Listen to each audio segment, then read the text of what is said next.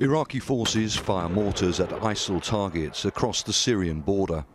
The village of Baghouz, the last ISIL-controlled territory in Syria, isn't far from here. The mainly Kurdish, US-backed Syrian Democratic Forces, or SDF, estimate there are around 300 ISIL fighters still inside. The Iraqi military and pro-Iran armed groups are determined to stop them escaping across into Iraq. They've set up cameras around 10 kilometers inside Syrian territory to monitor ISIL fighters as the SDF offensive goes on.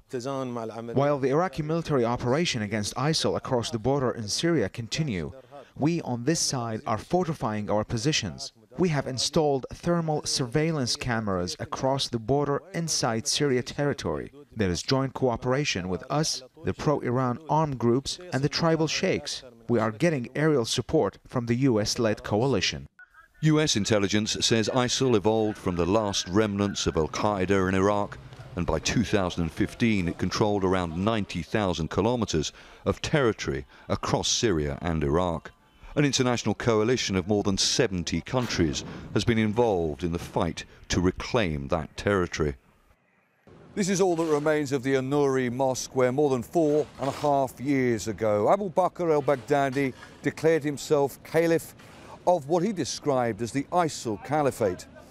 Now, as fighting continues on the Syrian side of the border against the last pockets of ISIL fighters there are fears of ISIL sleeper cells among Iraqis living close by. These are Iraqi military checkpoints around the town of HEET in western Anbar province. ISIL was defeated here in 2015, but sleeper cells have kidnapped and murdered a number of people in recent weeks. Saeed Omar and his wife Sanaa sit with their grandchildren at their home. They both suffered under the brutality of ISIL's rule and are terrified by the thought the group could ever one day return. The more SDF in Syria have pushed ISIL toward the Iraq border, the more difficult it has become for Iraqis to work in the countryside nearby. There are ISIL cells in the desert around here. It's terrible that they kidnap innocent people. The government and the army need to thoroughly search this area because ISIL are still hiding here. The people here have suffered so much under ISIL already.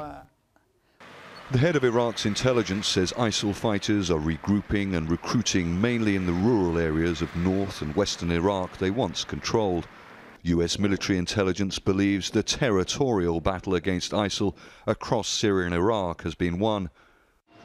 But the fight against small groups of fighters and sympathizers across this vast region will go on. Stratford, Al Jazeera, Mosul.